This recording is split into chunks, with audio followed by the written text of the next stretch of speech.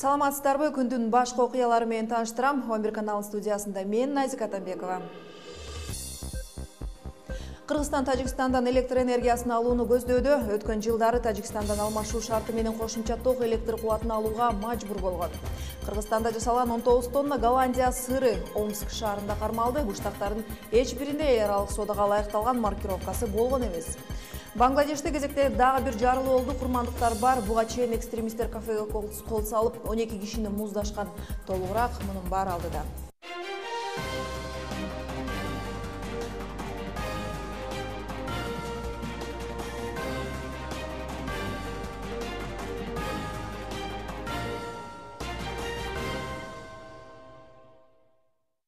Ол Кыргызстандан баштайлык. Учурда жай саратан болсо да кыргыз бийлиги 2016-17 жылда кыш камын көрө баштады. Кече 6 июлда вице-премьер-министр Олег Панкратов өкмөттө жыйын куруп, анда токтогул суу сактагычындагы суунун көлөмү талкууга алынды. Жыйынтыгында кыргыз тарап жай ичи суу сактагычты толтуруу үчүн Тажикстандан энергия ташуу жагын караштырмай болду. Каналдын редактору Элеонора Сагындык кызы азыр өкмөттө өткөн жыйында азын-олак айтып берип, жана жалпы эле өлкөдөгү энергетикалык долбоорлор тууралуу сереп салып берет. Элеонора, сөз сизде. Оба, рахмат. Ушу кече жакында өкмөттө вице-премьер-министр Олег Панкратов жыйын курду. Ал жыйынга Улуттук электр холдинги жана Кыргызстандагы электр тармагы ачык акционердик кому жана ошондой эле электрдик станциялар ишканасынын жетекчилери катышкан. Вице-премьер-министр ушул жай ичи Кыргызстанга Тажикстандан электр энергиясын импорттоо маселесин ишке ашыруу тапшырмасын алардын алдына койду. Эске салсак, ушул кыштан ийгиликтүү өтүш үчүн токтогул суу сактагычында суунун көлөмү керектүү деңгээлде болушу шарт. Бирок өкмөттө бул боюнча жыйын өтүп жана импорт маселеси козголуп жаткандыгына караганда, быйыл токтогул суу сактагычында суунун көлөмү анчейин эмес окшойт деген ойлор бар. Эске салсак, Кыргызстан биринчи жолу эле Тажикстандан электр энергиясын импорттоп жаткан жери жок. Буга чейин дагы эки өлкө ортосунда ушундай электр энергиясын алмашуу маселелери орун алып келген. Өкмөт ГЭСтерди курууну өлкөдөгү негизги долбоорлор катары атап, аны ишке ашыруун убадалап келет, бирок азырынча жыйынтыгы көрүнө элек. Себептерин атай кетсеңиз. Ооба, соңку жылдары Кыргызстан энергетикалык тармакта, энергетикалык багытта бир катар чоң ири долбоорлорду баштаган болчу. Аларды тизмектеп санап өтсөм, бул Камбар Ата 1-2 ГЭСтери, ошондой эле жогорку Нарын Каскад ГЭСинин курулушу, мындан тышкары Кара Кечедеги жылуулук берүү борборунун түзүү боюнча демилгелерди айтса болот. Ошондой эле Кыргызстандын аймагында чакан ГЭСтерди куруу долбоорлору бар болчу, бирок бул долбоорлордун баардыгы боюнча азыр иш алдыга жылып атат деп айтуудан алысмын. Алардын көпчүлүгү долбоорлор ишке ашпай эле тоңуп катып калды десек да болот. Буга бир катар объективдүү себептер бар. Ал ушул Камбар Ата 1 ГЭСи жана жогорку Нарын Каскадынын курулушу боюнча иш жай болуп калган себеби бул Орусия тарапка байланыштуу болду. Бул боюнча милдеттенме алган Орусия тарап ишти баштоону бир аз сооздуктуруп, Кыргызстан тарап ушул боюнча ГЭСтерди куруу боюнча келишимди жокко чыгарууга мажбур болду ушул жылдын башында. Бирок өкмөт билдиргендей, ушул кагаз жүзүндө бул келишимди жокко чыгаруу азырынча толук бүтө элек. Бул иш дагы 8 августка чейин созулат. Андан кийин гана кыргыз тарап ушул ГЭСтерди ишке ашырууга куруу боюнча инвесторлорду ачык издеп, алар менен келишим түзгөнгө укуктуу болот. Дагы башка ушул энергетикалык долбоорлор боюнча айта кетсем, бул боюнча эми эксперттер ар кандай ойлорду айтууда. Айталы ошол эле Нарын Камбар Ата ГЭСтери боюнча баягы куруу боюнча маселени кыргыз өкмөтү өтө эле саясатташтырып ийди деген дагы сындар болууда.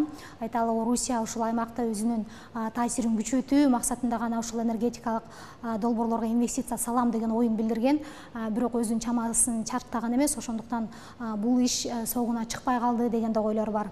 Айрым эксперттердин пикиринде бул бирден бир жападан жалгыз гана себеп эмес. Себеп дегенде ушул энергетика тармагындагы кризис, ушул эле долбоорлордун ишке ашпай жатышына, ушул энергетика тармагындагы жетекчи орунда отургандар адамдардын компетентсиздигин айтсак болот деп айтып жатат. Жана ушул туруктуулук жоктуктан улам энергетика тармагында улам жетекчилик алмашкандыктан ушул иштерге өз кедергисин берип атат деп айткандар дагы болууда.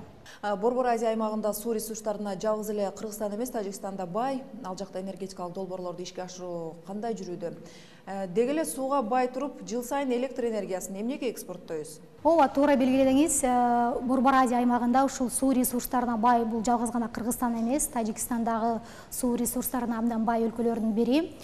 Бирок Тажикстанда ошо соңку маалыматтарга караганда Рогун ГЭСин куруу боюнча ири инвестиция тартылды. Италия тараптан компания чыгып 4 миллиард доллардык ушул долбоор ишке киргени турат. Тажикстандын бийлиги ушул долбоор ишке кирип калса, 2018 жылдан баштап иштей баштаса, Тажикстандын айыл чарбасы кыска мөөнөттүн ичинде өнүгүп кетет. Жана бул албетте өз кезегинде өлкөдөн электр энергиясын импорттоого, көп көлөмдө импорттоого мүмкүнчүлүк түзөт жана экономикалык күчтүү секирип болот деген прогноздорду берип жатышат. Биз боюнча айта турган болсок, албетте эмне үчүн суу ресурстары көп туруп биз сырттан импорттогонго туура келет деген глобалдуу суроо. Бул боюнча, анын себептери боюнча жогоруда бир катар факторлорун да айта кеттим. Жанагындай ушул энергетикалык тармактагы туруксуздук, же болбосо биз тандаган компаньон дейбизби, шериктердин сөзүнө турбагандыгы көп ушундай жыйынтыктарга алып келип атат. Дагы ушул маселеде бүгүн бир жаңылык белгилүү болду. Кореялык POSCO компаниясы ушул камбар ата ГЭСтерин куруу боюнча кызыкчылык билдирип жатканын бүгүн экономика министрлиги билдирди. Рахмат, Элеонора. Жайкын мезгилде Тажикстандан кошумча электр энергиясын алуу маселеси тууралуу сөз болду. Жаңылыктарды улантабыз. Омск облусунда эч кандай маркировкасыз кармалган 19 тонна Голландия быштагы Кыргызстандын Кант шаарында жасалганы тууралуу Орусян маалымат булактары жазып чыгышты. Кабарларга караганда 2-июль күнү Черлакск районуна бажы кызматкерлери ири өлчөмдө сүт азыктарын жүктөп бараткан унааны токтотушкан. Быштактардын эч биринде эл аралык соодага ылайыкталган маркировкасы болгон эмес. Аны ким алып баратканы жана кандай чара көрүлгөнү тууралуу маалымат да жок. Азырынча Кыргыз өкмөтү тарабынан бул маселе реакция боло элек. Эми дүйнө кабарларына келелик. Бангладештин борбор Даккада болгон жардыруудан 2 полициячы кызматкери каза таап, 9 адам жарадар болду. Окуя Рамазан айынын аякташын белгилеп жаткан мусулмандар чогулган жерде болгон. Буга чейин ушул эле калаада 3-июлда Даккадагы кафелердин биринде кол салып бир нече кишини барымтага алган согушкерлер Жамаат уль Муджахиддин тобунун мүчөлөрү болгон. Жергиликтүү адамдарга турууга буйрук берип, көздөрүн байлап туруп, Курандын аяттарын айтырышкан. Чет элдиктердин көбүн музда өлтүргөн. Буга чейин өткөн жуманын ичинде ишембиге чейин 11 саатка созулган барымта кризиси үчүн жоопкерчиликти ислам мамлекетинин жихадчылары өздөрүнө алышкан. Кеминде 12 чет элдиктердин тышкары ал окуяда 2 полициячы окко учкан. Бангладеш өкмөтү өлкө аймагында эл аралык экстремисттик топтор бар экенин дайыма таанып келет. Борбор Азия кабарларына да кезек берелик. Мамлекеттик кызматтарда иштеген тажикстандыктар экономикалык каачылыктын айынан төлөнүп берилбеген эмгек эргүүлөргө чыгышты. Изилдөөлөргө ылайык 3 айлык жайкы эс алууга 5000 ашуун кызматкер тараган. Маалыматтарга караганда мамлекеттик жана жеке мекемелер жарандарды кайрадан жумушка алары албасына кепилдик жок. Учурда расмий түрдө Тажикстанда 50 000ден ашуун жумушсуз жарандар бар. Андыктан эксперттер ансыз да ишсиз отургандардын катары дагы көбөйөрүн билдирүүдө. Эфирден алыстабаңыз, берүүбүздүн кийинки бөлүгүндө. Кыргыз мектептеринде жеткиликтүү интернетти жеткирүү Билим министрлиги буга байланыштуу тендер жарыялады. Жайкы сезон аяктай элек жатып, тонолгон чет элдиктер арызданып башташты. Меймандос кыргызстандыктардын дарегине көө жаап жаткандарды издөөнү милиция колго алды. Коопсуздук чаралары күчөтүлмөй болду. Кыргыз желеги Якутияда желбиреди. Азия балдарынын эл аралык спорт оюндары старт алды. 11 каналынан алыстамай жок. Кыргызстандагы мектептердин интернет желесине кошулуусуна карата өткөрүлгөн тендер жарыяланды. Маалыматтарга караганда тендердин жалпы суммасы 163 миллион сомдон ашат. Билим берүү министрлиги күзгө чейин өлкө боюнча 600дөн ашуун мектептин окуучулары интернет колдоосуна шарт түзүп берүүнү пландоодо. Учурда Кыргызстан боюнча 2000ден ашуун мектеп бар, бирок бул сандын 100гө жакыны гана дүйнөлүк жебе аркылуу байланыша алышат. Тиешелүү органдар чет мамлекеттен келген коноктордун коопсуздугун сактоо максатында күчөтүлгөн тартипте иш алып барат. Бишкекте Ысык көл жолунда жол кайгоол милициясы 24 саат бою иш алып барып, эс алуучуларга жана конокторго коопсуздук жагынан ыңгайлуу шарттарды түзүү аракетин көрүшүүдө. Андан тышкары чоң жолдун четтеринде милиция жана тез жардам кызматтарынын номерлары жазылган баннерлер орнотулган. Быйыл чет элдик коноктордун коопсуздугун сактоо үчүн кандай иштер дагы аткарылып жатканын кененирээк кабарчыбыз айтып берет. Кыргызстанда жыл сайын туристик сезондо Бишкек-Чолпон ата жолунда өлүм житимдер көп катталат. Былтыр 2015 жылы жай айында эле жолдо эс алууга баратып, каза болгондордун саны 26 адамга жеткен. Ал эми ар кандай жаракат алгандардын саны 300 адамга чукулдаган. Арасында оор жаракат алып өмүр бою баспай калгандары канча. Быйыл сезон ортолоп калды. Азырынча аймактык ички иштер башкармалыгы жыйынтык чыгара элек. Ошентсе да бул сезондо жол кырсыктары катталбай койгон жок. Кырсыктардын болушунун бирден бир кесепети болуп, айдоочулар арасында айдоочулар арасында ынтымактын жоктугунан, айдоочулар арасында жол эрежесин сактабагандыктын кесепетинен келип чыгып атат. Буларды айта кетсек, жолдо жүргөндө чектелген ылдамдыктан жогорку ылдамдыкта жүрүү, жанагы автоунааларда ашып өтүү, жана жолдун чекесинде токтоо эрежелерин сактабагандыктан келип чыгып атат. Былтыр 26 киши жолдо бөөдө кырсыкта каза болду деген менен бул андан мурунку 2014 жылга салыштырмалуу. Каза болгондордун саны аз дегенди билдирет. 2015 жылы көлгө бет алчу жолдо жол кырсыктары 3%га азайганы такталган. Ал эми ал кырсыктарда каза тапкандардын саны 35ке жеткен. Жыл сайын туристтердин коопсуздугун камсыздоо үчүн ар кандай чаралар көрүлүп келет. Туристтердин коопсуздугун көзөмөлдөө үчүн Чүй областынын аймагында эле жалпысынан 19 жол кайгыл милициясынын стационардык жана жылып жүрмө посттору бар. Бүгүнкү күнү жол кайгыл милициясы туристик сезонго байланыштуу 24 саат бою 3 сменде ысык көлгө эс алууга бара жаткан туристтердин коопсуздугун сактоо менен алек. Биз азыр Кордай Кыргызстан чек арасындагы Ак жол постунда турабыз. Мына өзүңүздөр көргөндөй бул жердеги жол кайгыл кызматкерлери ошол чет